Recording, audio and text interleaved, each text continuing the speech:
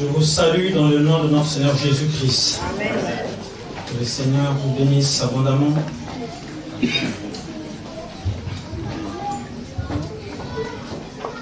Alléluia.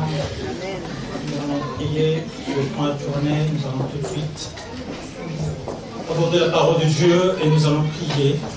Nous allons remettre ce moment de prédication en main du Seigneur. Nous bénissons le Seigneur pour ta grâce, Seigneur. Nous bénissons, Papa, Seigneur, pour le temps que tu nous procures encore ce matin. Seigneur, inspire-nous encore par ta parole, Seigneur. Seigneur, que ma personne ne disparaisse et que toi seul, Seigneur, puisse prendre contrôle de tout ce que tu as dit, tout ce que tu as fait, Seigneur. Seigneur, je t'en prie, Seigneur, apporte une consolation, apporte une envoi, c'est une orientation. Dispose nos cœurs à recevoir l'orientation de toi, Seigneur. Nous comptons sur toi, Seigneur. Je détruis tout ce qui n'est pas de Dieu dans ce lieu. Dans le nom puissant de Jésus, je proclame la Seigneurie de Jésus ce matin et que son nom soit béni. Alléluia. Amen. Alors ce matin, nous allons parcourir la parole de Dieu. Et nous allons lire un chapitre, un grand chapitre. Je vois que le temps a tourné.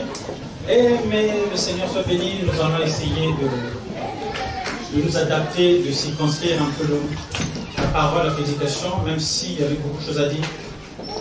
Mais je pense que le peu que nous allons parler, et tout un chacun puisse capter la profondeur du message. Alléluia. Alors nous allons lire la parole de Dieu, nous allons aller dans le livre de Roi, un roi 13, et je sais que cette histoire, vous la connaissez déjà, vous l'avez déjà entendue. Vous l'avez déjà entendue, oui, merci Seigneur, je vais rester là. Oui, alors cette histoire, vous l'avez déjà entendue, c'est une histoire qui s'est déroulée il y a 900 ans environ, avant Jésus-Christ, avant la venue de Jésus, et je sais que, voilà, nous allons le lire, et je vous demande de prendre un peu patience, parce qu'il est très, c'est très long. Mais nous allons le lire. Alors moi j'ai une version,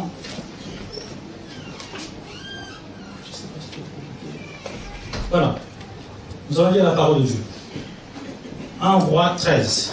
Nous allons lire tout le chapitre. Voici un homme de Dieu arriva de Juda à Bethel, par la parole de l'Éternel, pendant que Jéroboam se tenait à l'autel pour brûler des parfums. Il cria contre l'autel par la parole de l'Éternel et il dit: Autel, autel, ainsi parle l'Éternel, voici il naîtra un fils à la maison de David, son nom sera Josias. Il immolera sur toi les prêtres des hauts lieux, qu'il brûle sur toi des parfums, et l'on brûlera sur toi des ossements d'or. Verset 3, il est écrit ceci: Et le même jour, il donna un signe en disant: C'est ici le signe que l'Éternel a parlé. Voici l'autel se fondra, la cendre qui est au-dessus sera répandue. Lorsque le roi entendit la parole que l'homme de Dieu avait crié contre l'autel de Bethel, il avança la main dessus l'autel en disant: Saisissez-le! Et la main de Jéroboam avait étendu contre lui devint sèche, et il ne put la ramener à lui. L'autel se fendit, et la sonde qui était au-dessus fut répandue, selon les signes qu'avait donné l'homme de Dieu par la parole de l'Éternel. Verset 6. Alors le roi prit la parole et dit à l'homme de Dieu: Implore l'Éternel ton Dieu et prie pour moi, afin que je puisse retirer ma main. L'homme de Dieu implora l'Éternel, et le roi put retirer sa main, et fut comme auparavant. Le roi dit à l'homme de Dieu: Entre avec moi dans la maison, tu prendras quelque nourriture et je te donnerai un présent. L'homme de Dieu dit au roi: Comme tu me donnerais la moitié de ta maison, je n'entrerai pas avec toi. Je ne mangerai point de pain et je ne boirai point d'eau dans ce lieu. Par cet ordre m'a été donné par la parole de Dieu: je ne mangerai point de pain, je ne boirai point d'eau, et tu ne prendras pas à ton retour le chemin par lequel tu seras allé. Et il s'en alla par un autre chemin. Il ne prit pas à son retour le chemin par lequel il était venu à Bethel. Au verset 11, il est écrit ceci: Or, il y avait un vieux prophète qui demeurait à Bethel.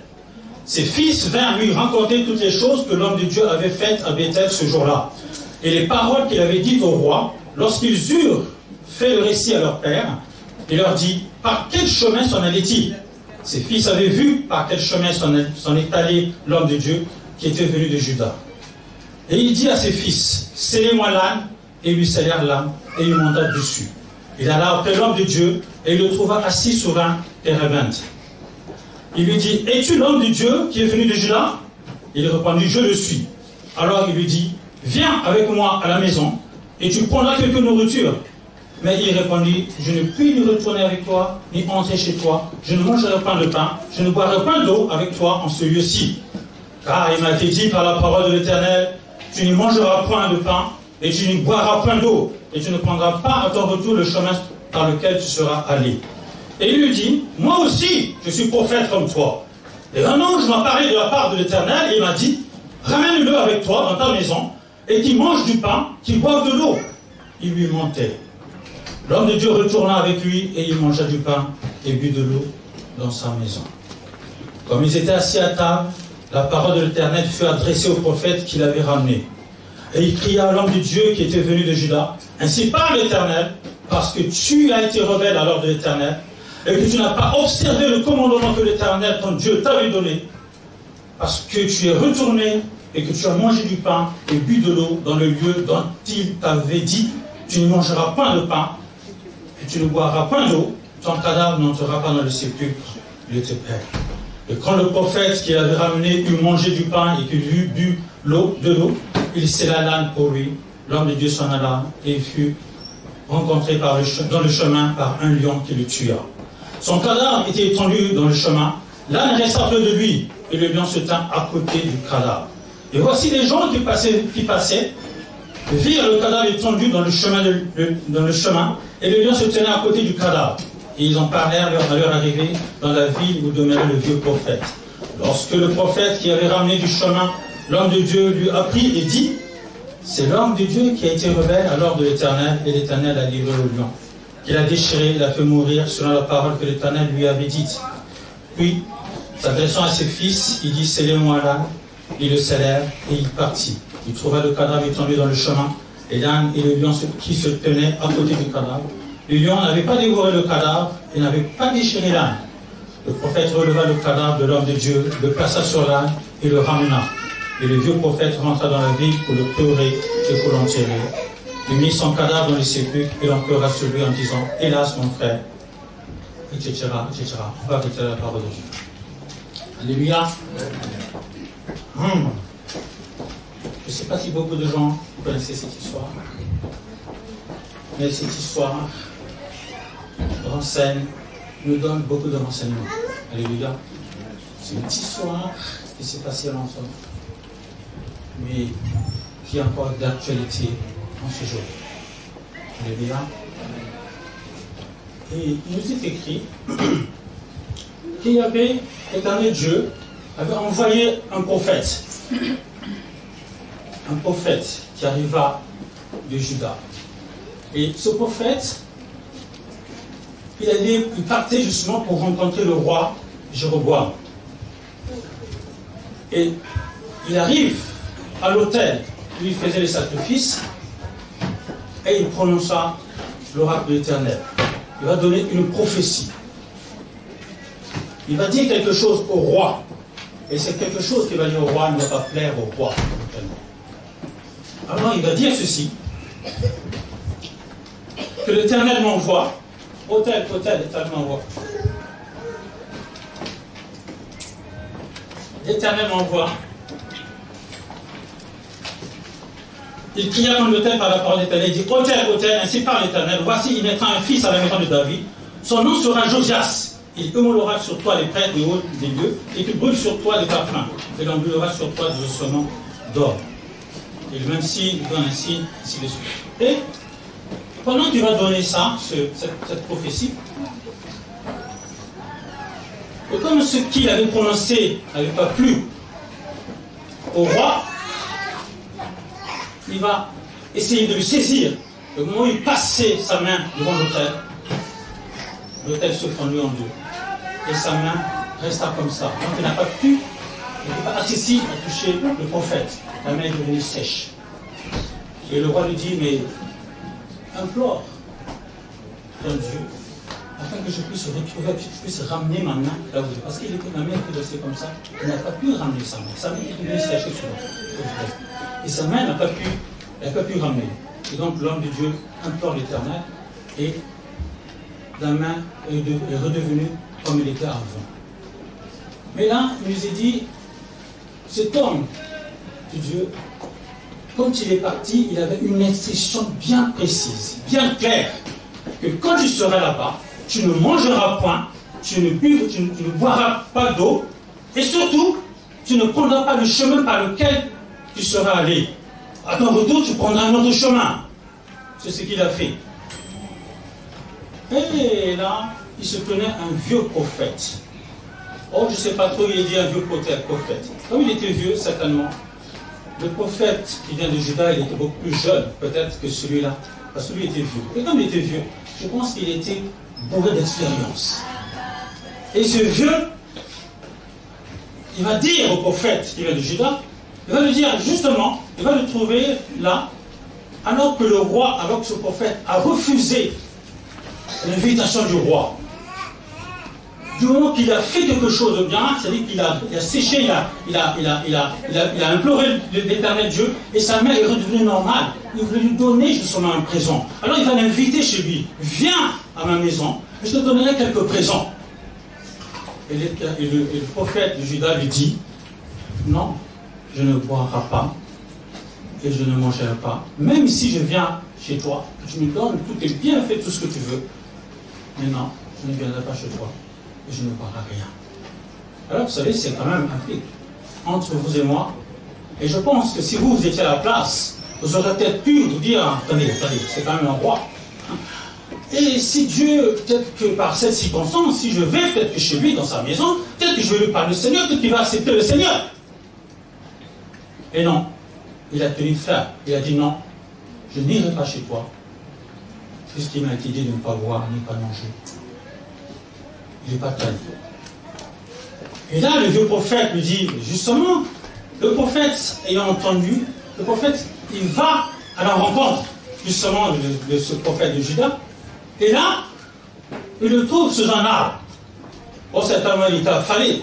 Il était fatigué, il n'a pas mangé beaucoup. Et là, il dit, justement, je suis aussi prophète. Et un ange m'a parlé, il vient chez moi et tu vas manger quelques nourritures. Puisque l'ange m'a parlé, il a dit l'ange m'a parlé. En fait, viens chez moi et tu vas manger quelques bouts, tu vas boire quelque chose. Alors, pensez-vous quand même c'est un vieux prophète. Je rencontre certainement le jeune, il était peut-être moins âgé, le jeune prophète qui vient de Juda.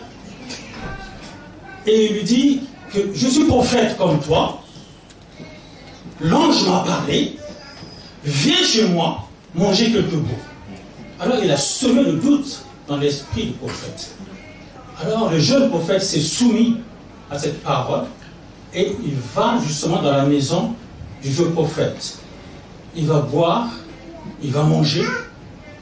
Et là, pendant qu'ils étaient sur la table, le prophète reçoit, cette fois-ci, c'est vraiment une réelle prophétie. Il dit, puisque tu as désobéi à ce que tu avais dit l'Éternel, eh bien tu vas mourir, un lion va te tuer. Puisque tu as désobéi. Mais vous vous rendez compte, hein? Alors, quel est l'intérêt pour que ce vieux prophète de Bethel a eu à induire le jeune prophète qui vient de Juda en erreur? Pourquoi? Quel était son intérêt? Ils étaient tous les deux prophètes. Mais quel était l'intérêt de pouvoir faire tromper l'autre à point de désobéir, à point de désobéir à la parole de Dieu? Quel était l'intérêt? Alors l'intérêt est celui-ci. Oh, certainement, ce vieux prophète voulait attirer les faveurs du roi et il n'avait pas trouvé autre chose que de pouvoir mentir. Parce que quand il va dire que c'est l'ange qui m'a parlé, et non, ce ne sont pas l'ange, puisque ces enfants, ils étaient bien présents quand l'homme de Juda avait prononcé la prophétie de Dieu. Ils étaient bien présents. Donc le fils de ce vieux prophète, ils avaient tout entendu, ils avaient vu la scène, ils avaient tout observé. Et donc l'ange, c'est bien ses enfants, ses fils qui ont dit à leur père que voilà, un prophète est arrivé, il a dit ceci au roi, et le roi n'était pas content, et il a tout entendu, les enfants décrits. Ils ont même dit le chemin par lequel il est parti. Et dans ce moment-là, le père, le vieux prophète, dit à ses enfants, scellez-moi là, et je vais à la rencontre de ce prophète. C'est ce qu'il avait fait. Mais quel était l'intérêt?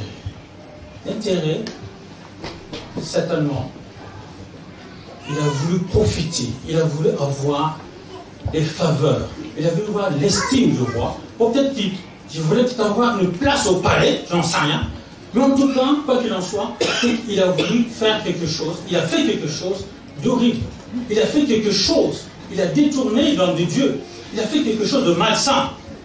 C'est comme si vous êtes là, vous avez une voiture, et que vous voulez vendre une voiture d'occasion, une voiture qui vous appartient, et vous savez très bien, vous savez sciemment que la voiture dont vous vendez n'a pas de frein. Et vous dites, voilà, cher monsieur, je vous vends la voiture, elle est nickel chrome. Je vais nous passer le contrôle technique, elle est nickel, alors qu'il n'y a même pas de frein.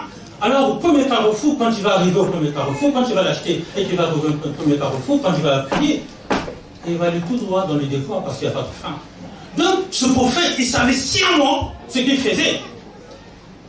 Il savait sciemment ce qu'il faisait. Mais quel était l'intérêt? L'intérêt, c'est qu'il y avait une telle corruption dans cette ville de Bethel, à tel point qu'au verset 1, il nous est dit ceci, que le roi lui-même, voici un homme de Dieu arriva de Juda à Bethel par la parole de l'Éternel, pendant que Jéroboam se tenait à l'autel pour brûler des parfums. C'est-à-dire que c'est lui-même le roi qui brûlait le parfum à cet autel. L'autel qui n'est pas l'autel de Dieu, mais qui servait d'autres dieux. C'est ça que je veux dire. Parce que dans cet autel, il y avait les païens et les hommes de Dieu. Alors, pourquoi? Parce que lui-même, le roi, il était dans la connivence, il était dans la corruption. Il y avait une telle corruption dans cette ville, et que tout le monde, même le prophète, venait à mentir. Le prophète dit à notre prophète, il sert le même Dieu, mais il dit à notre prophète que c'est l'ange qui m'a parlé, au point de détruire l'homme. Alors, mon point c'est quoi? Mon point est celui-ci. Le temps nous imparti, si on veut voir le contexte par le texte, mais je vais dire tout simplement deux mots. Nous allons aller très rapidement.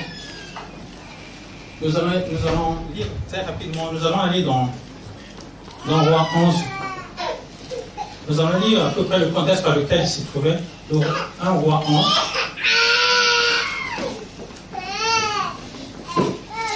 Verset 9.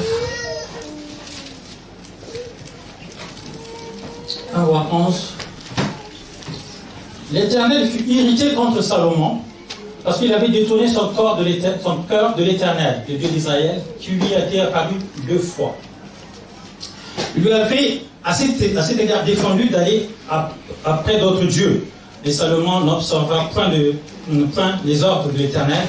Et l'Éternel dit à Salomon, puisque tu agis de la sorte, et que tu n'as pas observé mon alliance et mes lois que tu t'avais prescrites, je déchirerai le royaume de dessus de toi, et je le donnerai à ton serviteur. Seulement, je ne le ferai point pendant ta vie, à cause de David, ton père. C'est de la main de ton fils que je l'arracherai.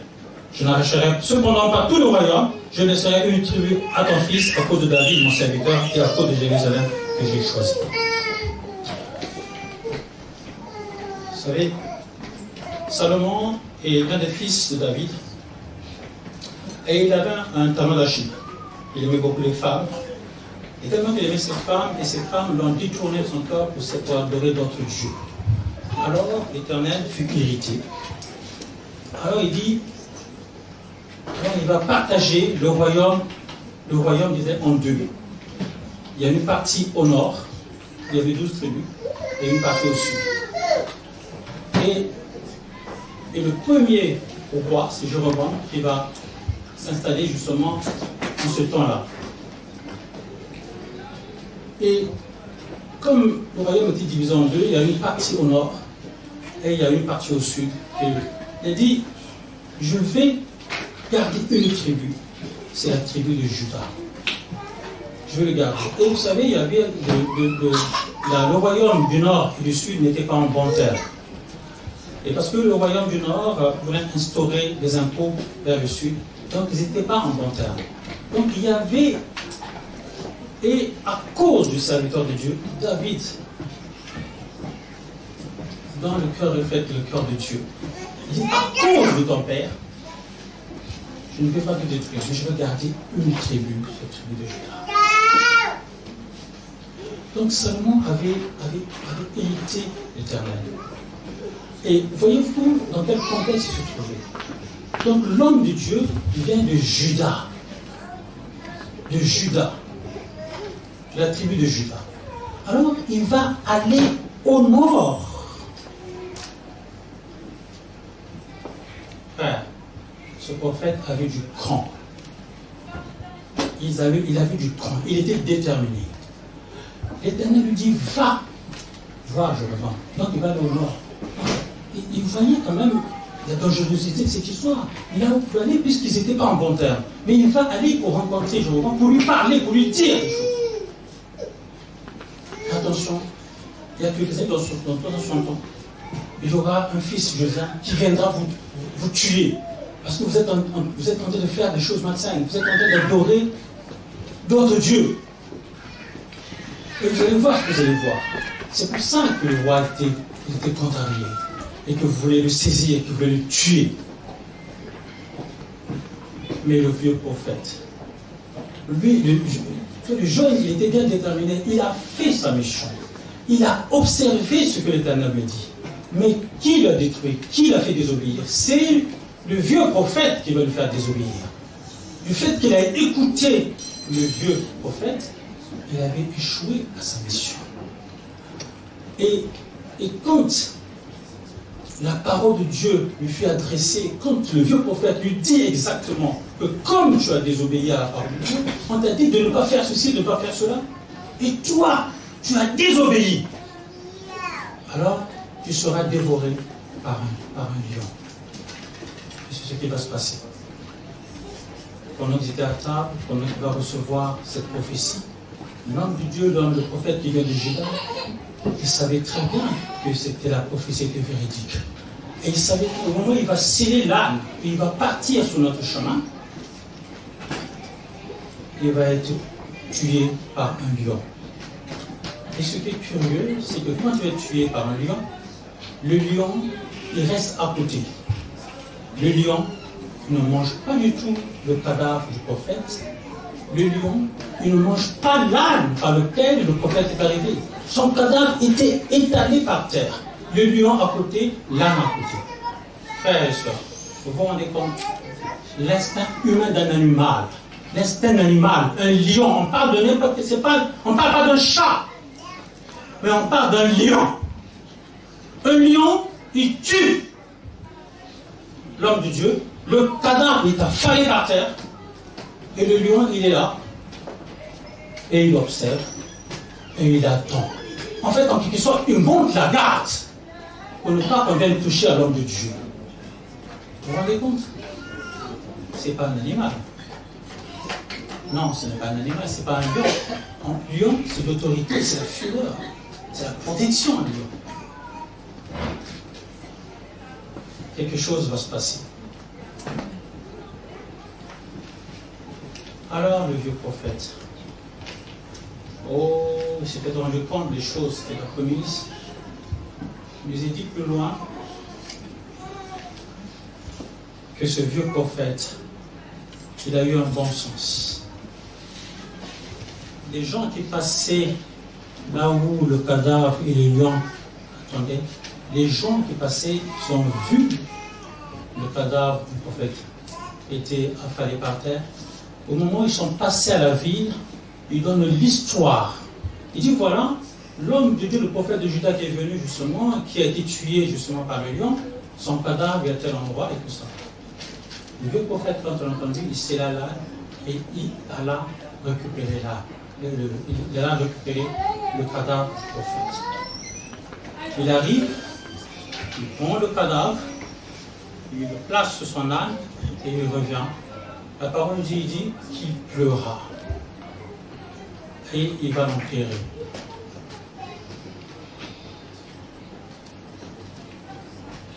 Mon point est celui-ci. Les choses que je veux dire, ça s'est passé il y a longtemps. Mais de nos jours, c'est encore d'actualité. Pourquoi? Parce que dans l'église d'aujourd'hui, pas dans la nôtre, dans les églises en général, maintenant, la politique est rentrée dans les églises. L'amour de l'argent est rentré dans les églises. La manipulation est rentrée dans les églises. Avant, il y avait la corruption à Bethel, et de même maintenant, là aussi, de la corruption et de la manipulation. Le spectacle, les églises spectacles.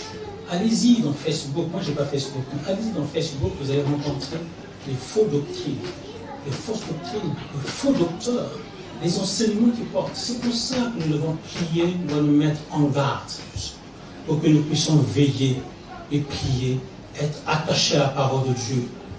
Lire les évangiles, lire la parole de Dieu, afin que nous grandissions et que nous mûrissons, afin que nous puissions discerner ce qui est de Dieu et ce qui n'est pas de Dieu. Amen. Parce que nous devons également prier pour nos autorités. Pourquoi? Parce que les autorités, ils font de la politique. Et les politiciens ne nous sauveront jamais. Il n'y a que Dieu qui sauve. Et les politiciens nous sauveront. Voyez-vous, les gilets jaunes sont dans la rue depuis quelques semaines. Ils font des choses. Ils essaient d'attraper, d'avoir quelque chose, d'attirer quelque chose. Mais voyez-vous, les hommes politiques eux-mêmes sont limités. Mais le Dieu Tout-Puissant n'est pas limité. C'est pour cela que nous devons prier pour les autorités. Pour ne pas que la politique et les mentalités leur embiettent le poids, leur passent par la tête pour nous faire n'importe quoi. Vous savez ce qu'ils veulent faire, je ne sais pas si vous le savez, il faut que nous prions pour les autorités. Parce que maintenant, désormais, ils veulent prendre en captivité nos enfants pour pouvoir parler de l'éducation immorale, même dans les écoles. Alors nous devons prier. L'Église, c'est là où nous sommes enseignés. L'Église, c'est là où nous devons avoir les bonnes doctrines. Écouter la parole de Dieu, la bonne parole de Dieu, et non la parole issue, émanée des corruptions. Allez-y voir dans Facebook. Vous allez voir les hommes de Dieu. Au lieu de parler de la parole de Dieu, de la bonne nouvelle, ils sont là, devant un pupitre, en train de monter. Voilà cette montre-là, la montre que vous voyez, c'est quand j'ai été en Belgique, on me l'a offert 60 000 €. Voyez-vous la veste que je porte? C'est marqué griffe, quoi comme griffe? Comment ça s'appelle la griffe? Oh, je ne connais pas les marques. Pardon? Pierre Cardin, Hugo Boss, je ne sais pas, les marques les plus importantes. Cette veste-là, je l'ai vue quand j'étais en Italie, quand j'ai prêché à la fin de notre éducation. Les gens m'ont donné ceci. En fait, c'est l'amour d'argent. Et les gens, ils vont très très loin. Ils vont très très loin. Vous allez voir dans les églises, c'est bondé du monde. La manipulation rentre dans les églises. Nous devons être sobres, prudents, être à l'écoute de la voix du berger. Vous savez, vous allez en Provence, vous allez prendre la place d'un berger. Et le berger va vous donner un micro ou peut-être une bonne voix et vous allez dire « Venez, venez, venez !» Vous allez faire appel au troupeau, le troupeau ne vous suivra jamais. Pourquoi? Parce que le troupeau connaît la voix du berger. Il suffit que le berger vienne et dit « Venez, venez !» Il y a tout le troupeau derrière. Autant de voix puisse être audible, mais la voix de Dieu, nous devons rester indifférents, bien au contraire. Ce ne sont le troupeau de Dieu, les enfants de Dieu, nous devons, sa voix nous doit être audible, l'entendre de Dieu. Avoir une orientation de Dieu, avoir le discernement, avoir l'esprit de Dieu. Parce que ce n'est pas tous qui vont dire esprit, esprit qui sont de l'esprit de Dieu. Non. Alors nous devons être vigilants, sobres, veillons à ce qu'on nous enseigne. Alléluia. Maintenant je viens à l'autre contexte, le temps tourne. Promis, je n'allais pas prolonger. Alors, je viens au deuxième contexte, c'est par rapport à l'homme de Dieu.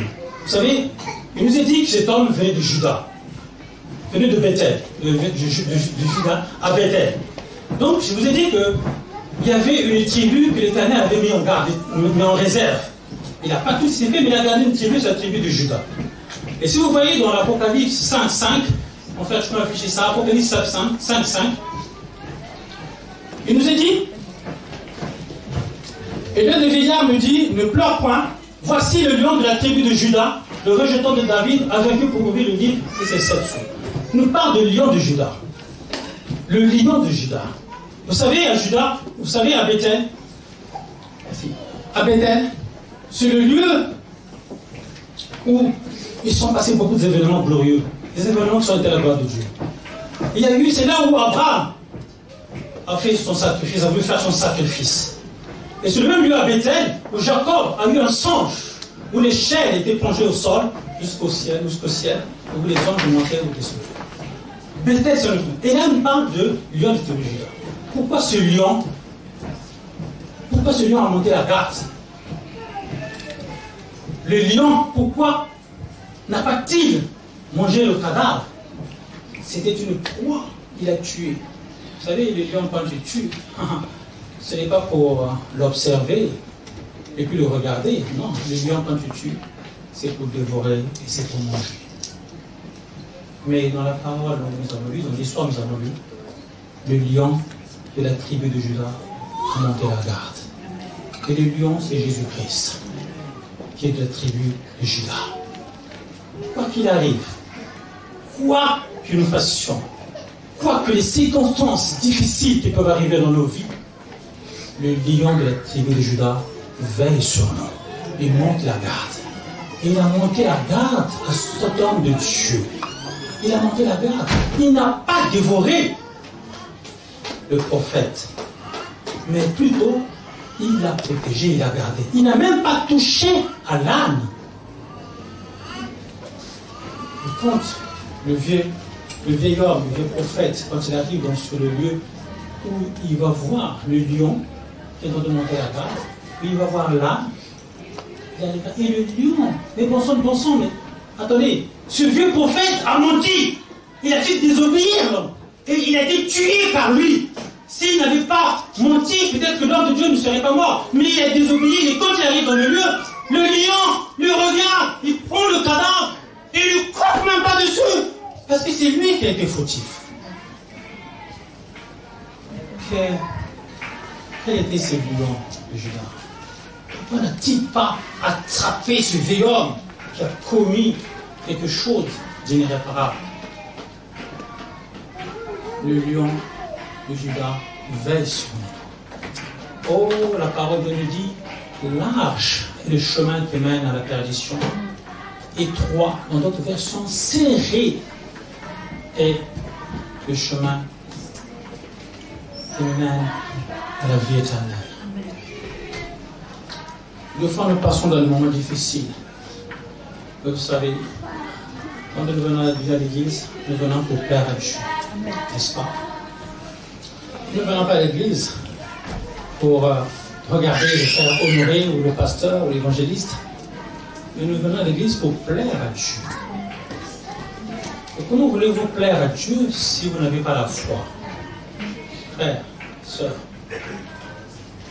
nous passons par les épreuves pour que notre foi ne défaille point. Nous passons par les épreuves. S'il n'y avait pas les épreuves, vous savez, c'est comme les gens qui sont dans le monde, ils sont la majorité, hein, les gens qui sont dans le monde. Et même dans cette époque-là, ils étaient beaucoup les gens qui ne croyaient pas. Ils étaient beaucoup les gens qui faisaient des sacrifices. Beaucoup qui faisaient des sacrifices. En ne voulant pas que l'obéissance vaut mieux que le sacrifice. Nous est écrit en 1 Samuel 15. Nous allons aller rapidement, nous allons lire 1 Samuel 15, 22. Samuel dit, l'Éternel trouve-t-il du plaisir dans les holocaustes et les sacrifices, comme dans l'obéissance à la voix de l'Éternel? Voici, l'obéissance vaut mieux que les sacrifices, et l'observation de sa parole vaut mieux que la grâce et la graisse des béliers.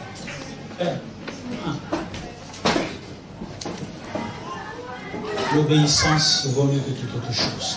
L'obéissance à la parole de Dieu. Si ce prophète qui vient de Juda a désobéi, c'est pour nous faire comprendre qu'on ne prend pas à la légère la parole de Dieu. La parole de Dieu est la parole de Dieu. Alléluia. Nous devons prendre en considération la parole de Dieu. La parole de Dieu est la vérité, frère. Nous ne devons pas le cantonner comme ça. Oh, de toute façon, Dieu comprendra ma situation. Je vais trafiquer, je vais faire ceci. De toute façon, Dieu comprendra. Il connaît ma situation, il comprendra. Non, Dieu ne comprend pas. Nous devons observer ce commandement. Nous devons porter sa croix. Suivre ses commandements, suivre la voie du Seigneur. C'est ça qui est le plan de Dieu. Pour qu'un jour, nous puissions les retrouver là. Oh, certainement un jour, nous allons retrouver le vieux prophète à qui il a désobéissant, qui a désobéi. Mais même l'Éternel dit, le Seigneur dit même combien sont morts, sont vivants Jésus-Christ. Oh, je suis persuadé que le vieux prophète a dû demander pardon. Le vieux prophète, il est revenu dans son bon sens. Quand il a vu le cadavre affalé par terre, quand il est venu le chercher, et c'est par lui que le truc est arrivé. Et je pense qu'il a dû demander pardon, puisqu'il est écrit qu'il a pleuré, voyant ce cadavre. Et il a ramené et l'enterré. Il a même dit à ses fils que désormais, plus loin, il dira à ses fils, au verset 13, le chapitre 13, il dira à ses fils, le prophète, vous allez lire à partir du verset 29, le prophète releva le cadavre de l'homme de Dieu, le plaça sur l'âne et le ramena. Et le vieux prophète rentra dans la ville pour le pleurer et pour l'enterrer. Il mit son cadavre dans les sépulcres et l'en pleura sur lui en disant « Hélas, mon frère !»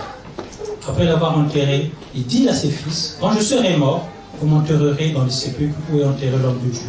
Vous déposerez les os à côté de ses os. Car elle s'accomplira la parole qu'il a criée de la part de l'Éternel contre l'autel de Bethel et contre toutes les maisons de hauts lieux qui sont dans les villes de Samarie. » L'Éternel est notre berger. L'Éternel est notre protecteur. Le Seigneur, c'est le lion de tribu de Juda, et il nous observe, et il nous garde, il nous protège. Il ne nous laissera pas tomber. Nous sommes dans ce creux de sa main. Alléluia. Ce Dieu béni. Le Seigneur est bon, il est juste. Il nous fait passer dans les moments difficiles. Mais ce n'est pas parce que nous sommes dans des moments difficiles qu'il nous abandonne. Non, il ne nous abandonne pas. Il veille sur nous. Oh, j'ai pris beaucoup de temps, sinon je dois lire une parole vous dit ici, ceci, qui corrige ses enfants. Quel est le père que vous êtes si vous ne corrigez pas vos enfants? Si vous ne, le pasteur nous a dit, inculquez la parole de Dieu. Comment voulez-vous, si vous avez un fils, une fille, et que vous ne donnez pas une bonne éducation? Alors, le Seigneur est bon, il nous éduque, il nous donne la bonne éducation. Ce dont on a besoin, la voie que nous devons suivre. Il veille sur nous. C'est ce Dieu merveilleux que nous adorons. C'est le Seigneur Jésus-Christ que nous adorons et qui veille sur nous. Il veut que nous allons de l'avant. Il nous aime tellement qu'il est allé jusqu'à la croix pour nous. Jusqu'à présent, il veille encore sur nous. Alors, la désobéissance de ce prophète, que ce soit un témoignage pour nous. Que nous puissions veiller à la parole, que nous puissions veiller, avoir le discernement, être conduits par l'Esprit de Dieu, veiller à la parole, être enracinés à la parole, afin que quand nous écoutons la parole, quand nous allons, même quand nous sommes invités dans d'autres églises, que nous sachions discerner ce qui est de Dieu et ce qui n'est pas de Dieu. Alléluia.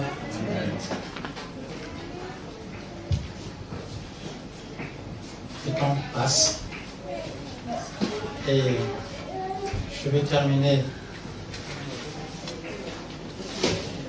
cette pensée et que vous ayez vraiment, je vous encourage